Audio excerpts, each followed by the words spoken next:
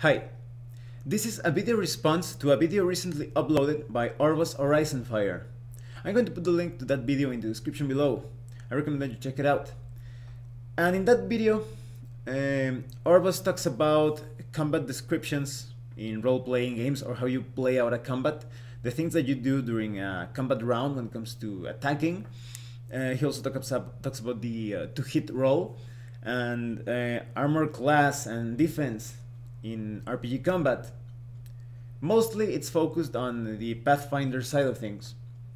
So this video that I'm just going to mention some general thoughts that came to my mind as I watched Orvos' video. Let's talk about combat description and the types of actions that you do during a single round. This reminds me of when I was just starting to get into role-playing games. I was learning Advanced Dungeons and Dragons through the introductory box set. My players and I had somewhat of a difficult time at first grasping the concept of a role-playing game, because we were more on the board game and video game side of things. We used to play this NES game. It was one of the Ultima games for the Nintendo Entertainment System.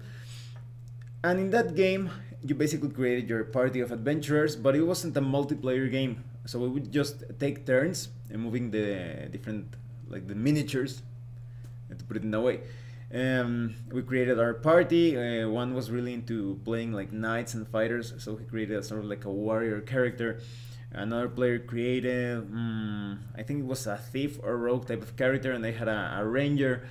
And so we started taking turns. Each combat round, the little fighter or ranger or whatever started to move across the screen just once and attacked once. So it was an abstraction, and it was what you would expect in a role-playing game, a turn-based RPG back then. So combats were not realistic. The little guy would just move around and attacks once, and that's it. That's the turn. And so Orvos talks about how during a combat round, so many things happen, so many more things that you would expect. Because, for example, in Pathfinder, the combat round lasts about 6 seconds. And in many D20 based systems, the combat round takes between 3 and 6 seconds. So a lot of things can happen during that time. I recommend that you watch a couple of videos that I did about parrying and about dual wielding. I'm going to put the links in the description below, and so you can know where I'm coming from when it comes to combat descriptions.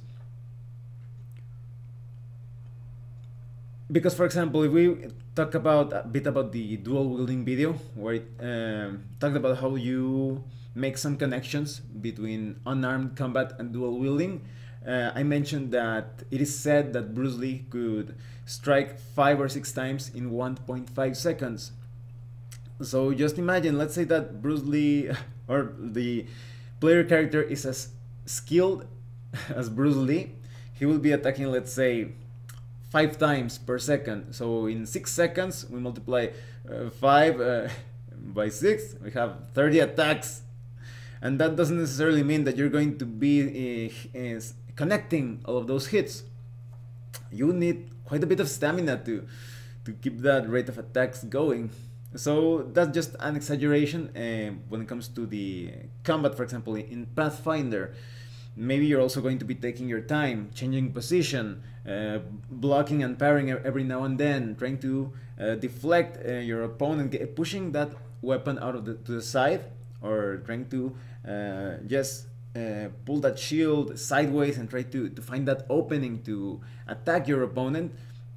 And that's what Orvos was saying, that combat is not static, and sometimes I think that sometimes people could forget about that or not be too aware of it.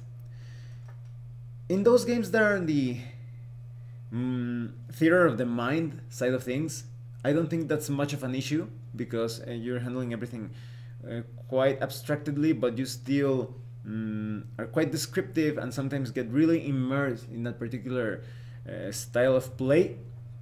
But when it comes to when you're playing, for example, with miniatures on a grid, sometimes if you're not imaginative enough, You can get stuck in the grid mentality that your miniature is standing in that 5-foot square, and you think that it's just like static, but in reality the player character is moving around, just using that particular square as like his main ground of operation. He constantly goes back to the particular section because maybe he doesn't want to be near some hazardous terrain or some trap, or wants to stay in that particular position to protect, for example, the casters in the group. So it makes sense that, for example, a fighter generally stays around that particular square on the grid, but that doesn't mean he's going to be standing still like that, because in real life combat is quite alive, quite chaotic at times. So Orvos talks about that, how I think he encourages people a bit to play out those things that you can do in a single round. It's not just going to be like, I'm going to attack with my axe this time. That is, you're going to be moving around and ducking and weaving and parrying, and you're trying to find that opening. And that also has to do with the effectiveness of a fighter or any similar class. As that particular class goes up in levels, it's easier for you to score a hit, to strike, and you also have more attacks. For example, in Pathfinder, it depends on the system. So this could represent several things, but mostly, well, first of all, I consider Pathfinder to be a bit of like a fantasy superhero type of game. The characters are extremely powerful in Pathfinder. If you were to compare a character in Pathfinder with a character in, let's say, Labyrinth Lord, the character in Pathfinder almost feels like a superhero. And if you're using the Mythic Adventure source book, you're basically like a demigod, or the epic level handbook for Dungeons and Dragons 3.0. You're basically turning into a bit of like a god. So, and it also depends a lot on the context, on the type of system that you are playing. But for example, in Pathfinder, where you can attack 2 or 3 times per round, I would say that it has to do with the positioning and the technique of the combatant. Because, for example, in martial arts, you see all of these fancy poses and doing some things that may not make too much sense for the uneducated viewer, so to speak, or those that witness such an art and do not understand that. But those types of guards and positions are basically ways so that the hit can flow a bit faster.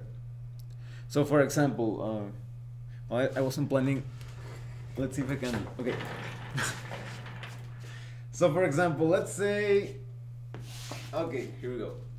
Let's say I'm holding this position where it's a bit like a tiger stance type of attack. So somebody would look at you and would say, "Oh, what the hell? Why is he doing that fancy pose or something?" But here this naturally unfolds into a sequence of attacks. So, and as you can see, I almost subconsciously shifted to snake. Or, for example, maybe you have a very straightforward boxing technique, and maybe you want to do like, and you immediately shift to another position, because you're going to be blocking 2 attacks. One comes from one side, from the other, maybe, and the opponent is trying to get you with hooks. So you do this, and then you go to the side of the head or the neck, and you finish it off where you can connect. So all of those flows, all of those guard positions and different techniques, they make you flow into a certain combination. And so I think that would represent how in Pathfinder, a fighter of 15 level already has the sword or his shield positioned at a particular angle that is going to facilitate a sequence of attacks. So it's not so much that the character becomes faster and faster, although that could be the case, but there's also an economy of movement, because And this is a very cliche term. I've seen it used so many times. It was probably made popular because of Bruce Lee's book, the Tao of Jeet Kune Do. I've seen it even, for example, in all of the Dritz books from Dungeons and Dragons. R.A. Salvatore is constantly using economy of movement and pivot. You're going to see that like 90% of the times in the combat descriptions.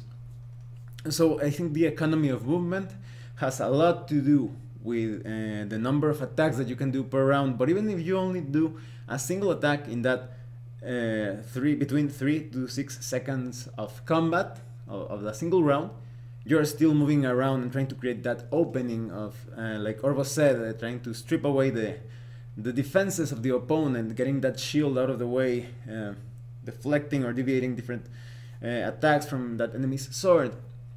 And this happens as well in defense. When somebody is attacking your character, you can also give some vivid descriptions of how you managed to avoid that attack. I remember one time there was this character, it was a druid, and he was like fending off, I think it was a ghoul, and the ghoul was almost like on top of the character trying to get those claws, scratching him, and he was like holding him off a bit with his quarterstaff.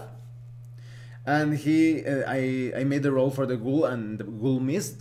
And he was like, "Oh well, that's because he was almost on top of me, and I let go of my staff, and I punched the ghoul in the nose, and so the ghoul kind of like staggered back." And so that's a way of describing what could happen during a defense situation. So when you get attacked, don't be passive about your descriptions. You can bring some color into the result of the die. Orvos also talks about armor class. This is, let's say, controversial topic, I think, but it could also be interesting because there are players who either hate armor class or love armor class, or at least they present some sort of dislike or like for it. Those that do not like armor class feels that the concept is they feel that the concept is a bit silly.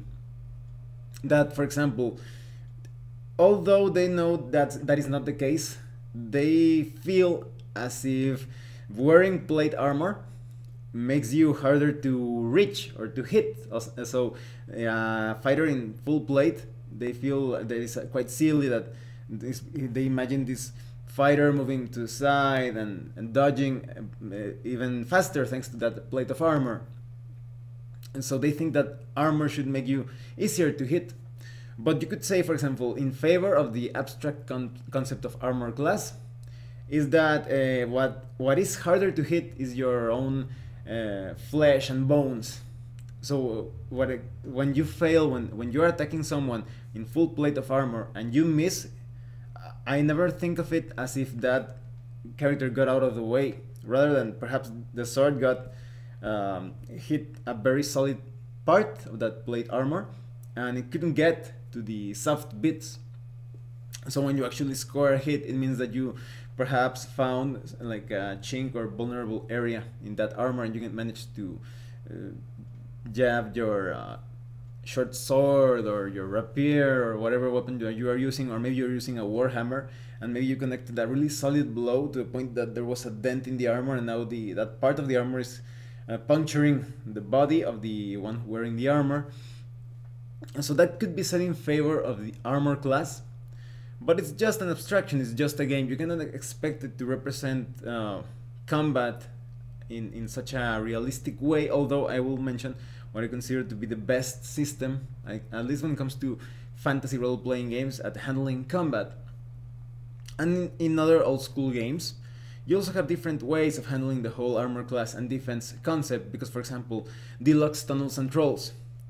When you fight in deluxe tunnels and trolls, each side, let's say you have the player characters over here and you have the monsters over here, they all have their a number of dice that they roll. That is, it's like a competition between dice pools. So everybody on this side rolls a number of d6 of six-sided dice, and this other side they roll their dice as well, and they add the total. So maybe the player characters rolled pretty well, and they ended up with 24 in total, and this other side ended up with 12.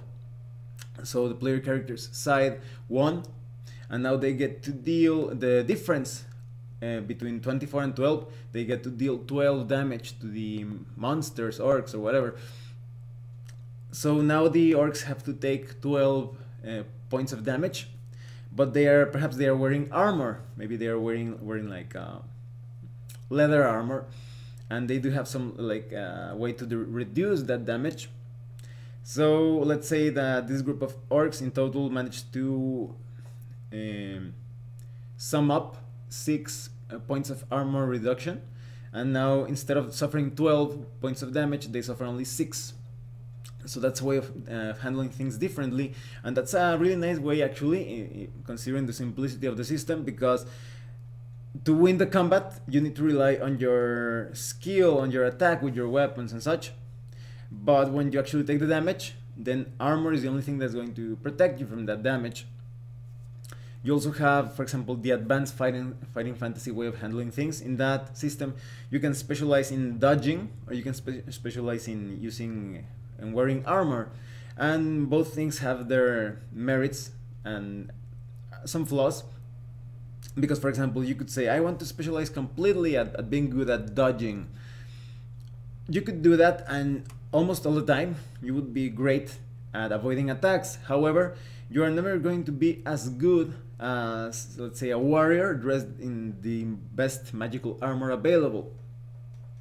But then again, that particular warrior, maybe there's an enemy that neutralizes that armor. Maybe there's sort of like a ghostly enemy that goes through that armor, or maybe there is also an enemy that melts armor, even magical armor. So in that particular way, instance, the one specializing in dodging is going to have a bit of an advantage. So it depends on many things, but that's a good way of handling it as well. And the thing that you are able to dodge all the time also makes it, for example, if you are captured and you try to break out, or there is a fight and you try to escape, you're going to have an edge when, for example, you would normally need the armor to protect you. Now let's talk about a cinematic modern way of handling defense before we get to what I consider the best system in fantasy combat.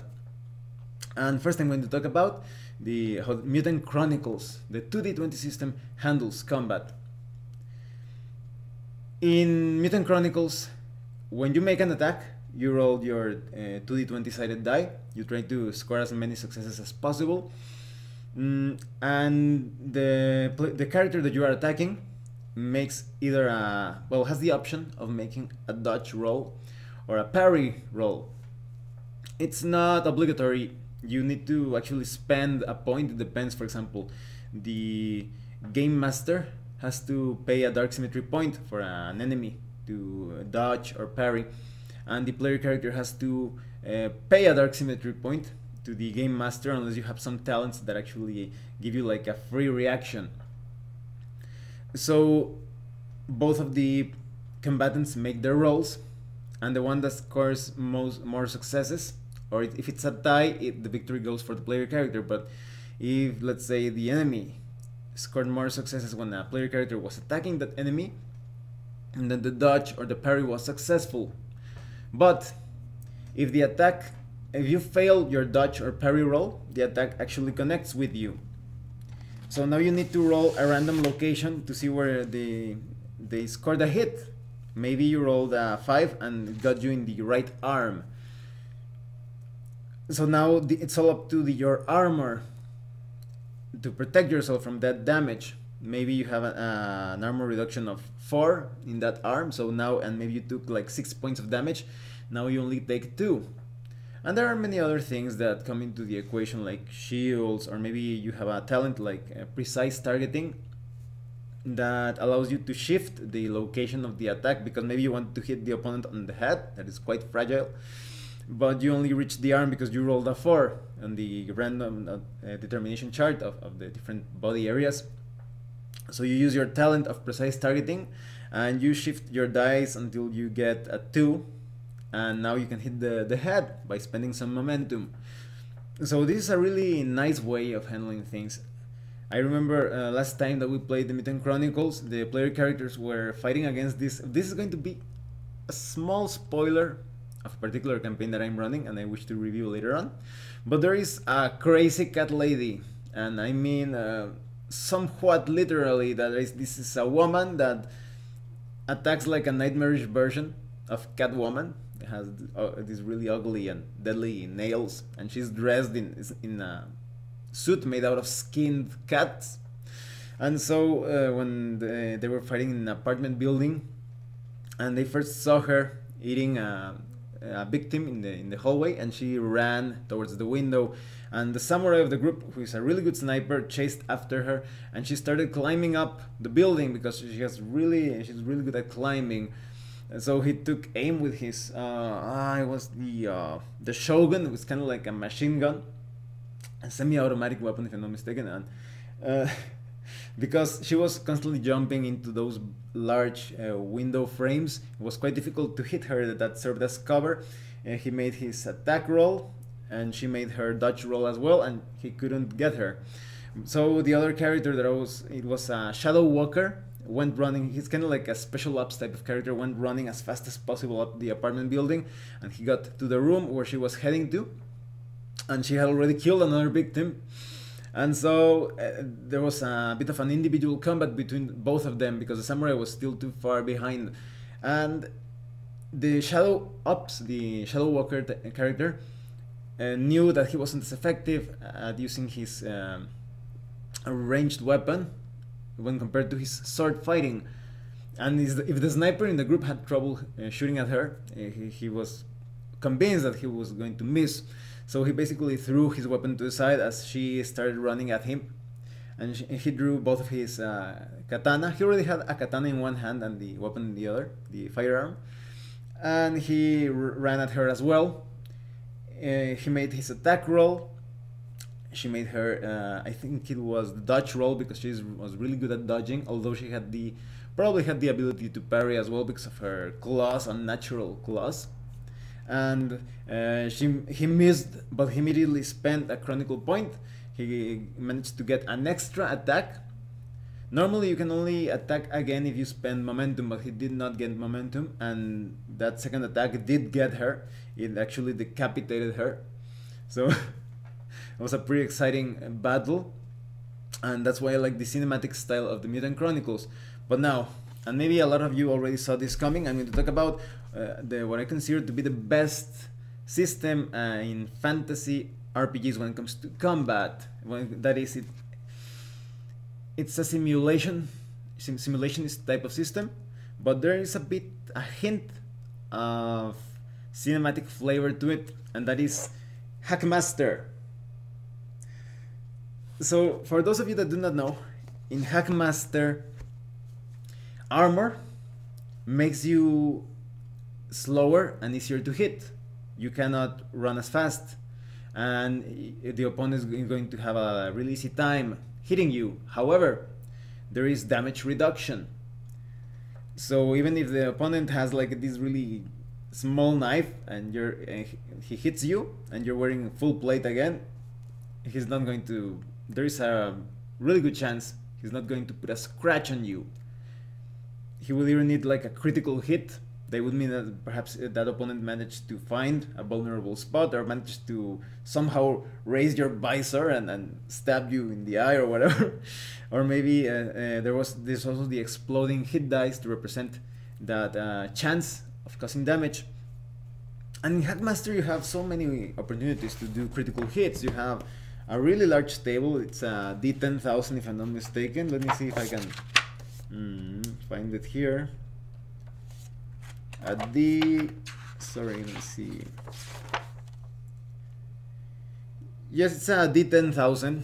So you have tables and tables, depending on the weapon that you are using. If you're using crushing weapons, maybe you crack some ribs, or maybe the pain is too much, the opponent drops all of his weapon. That's his weapon, his shield. Or maybe you're using a hacking weapon and the opponent actually loses a hand or an arm. Or maybe you're using a piercing weapon and you manage to puncture a vital organ. In many of those instances, you're surely dead. Some other instances, you're just completely crippled. In fact, you may remember from a Hackmaster video that I did some time ago, where it was sort of like a session report. The gnome titan of the group hurt his wrist quite bad when fighting a skeleton, and even up today, he hasn't been able to heal that wrist. You need a cleric that specializes completely in healing, because clerics in Hackmaster are some of the most flexible clerics that I've seen. They, depending on the faith that you are following, different temples and such, you have different spells and abilities. So the group still hasn't been able to find a cleric that can heal that particular wound. So now he has a penalty to his attack roll all the time. That's Hackmaster. So in Hackmaster you have those types of situations. All of the battles, you have to approach them carefully. That particular group, after that time, they're always fighting in the most advantageous and opportunistic way possible.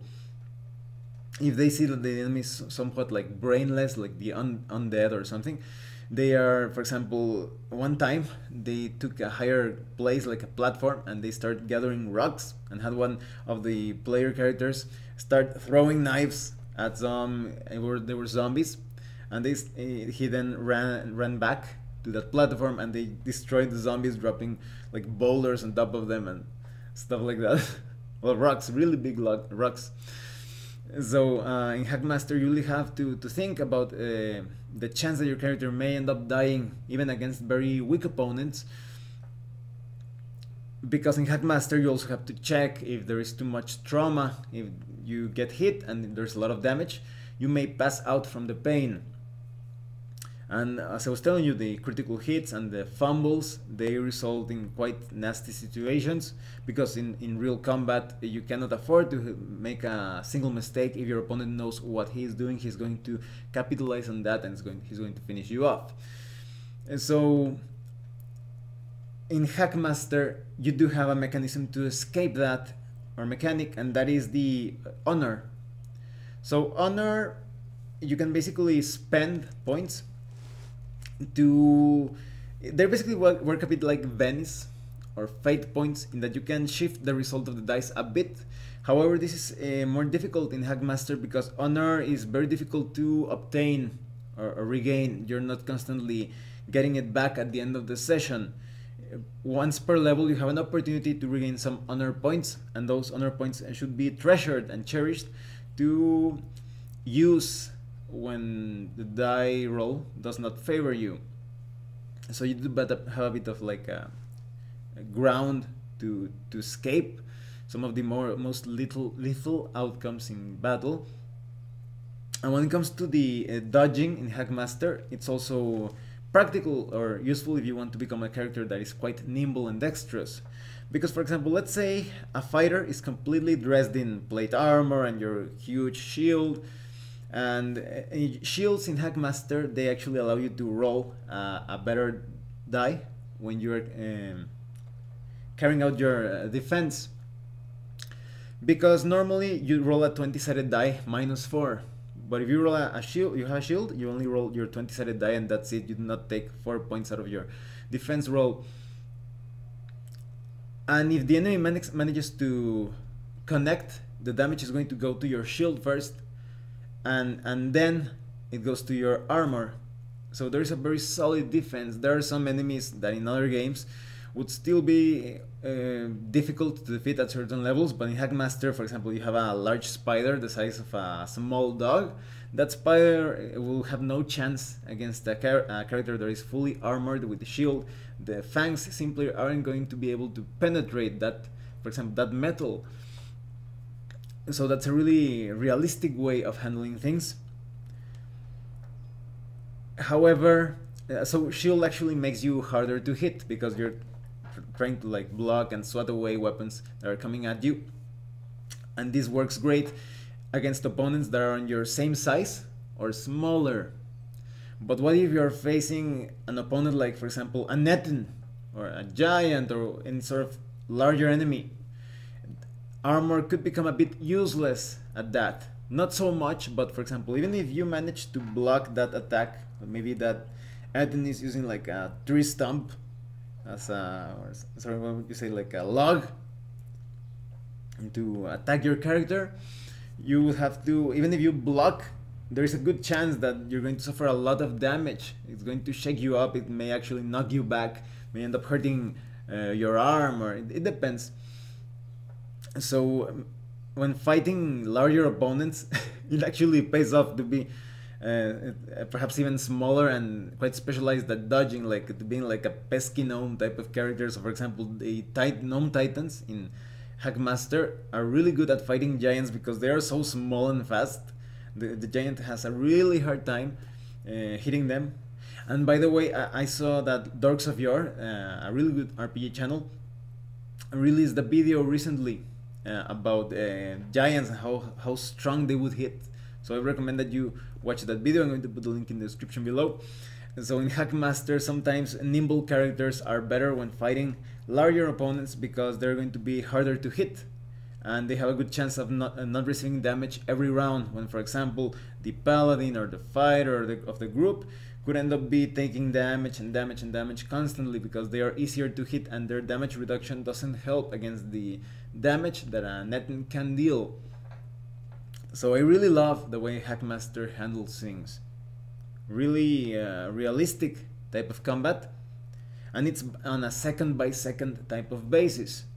That is, each second in combat counts to do something. You can move during this particular second, or you can pull out something from your pocket, or when you carry out an attack, like Orvos said here, even though this is a second by second type of combat, you still feel like you're doing several moves during that particular combat round, or let's say that particular second. And so if you're using a heavier weapon, there's going to be like a cooldown of several seconds before you can use that sword again, because maybe you get quite tired after swinging that sword too much. Maybe you're using like a really huge two-handed sword, and you'll have to pace yourself a bit. And actually in Hackmaster, if you make a roll in your defense roll and you roll a 1, you start to get tired. That means you didn't take advantage of the economy of movement. You overtaxed or overextended during a particular block or parry, and your character starts to become quite tired and less effective in combat. So overall, I agree with everything that Orvos says, that you have to be quite imaginative when describing combat, but also handling it in a realistic way if that's the particular style that you are going for. You can do several things during a particular combat round. It's not just I hit once with my axe, it's more like I move around, I feint, I try to move a bit more, I cut again and thrust. The first cut wasn't intended to hurt the opponent, just like to make him keep his guard over here, and now I strike low. So it could be handled like that. Although I still enjoy cinematic combat. I'm going to put a link in the description below to one of the best over-the-top anime combats that I have seen. If you're playing a really like a fantasy game that is really over-the-top, quite mythological, like Heroines of the First Stage that I recently reviewed, or OVA or Val, or any other game, Exalted, and that particular combat, Anima Beyond Fantasy, that could be a good game to represent that battle. I think you will enjoy that one. Thanks for watching my video.